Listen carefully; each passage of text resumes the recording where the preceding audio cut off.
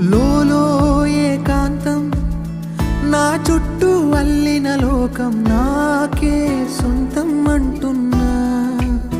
విన్నారా నేను నా నీడ ఇద్దరమే చాలంటున్నా. రాకు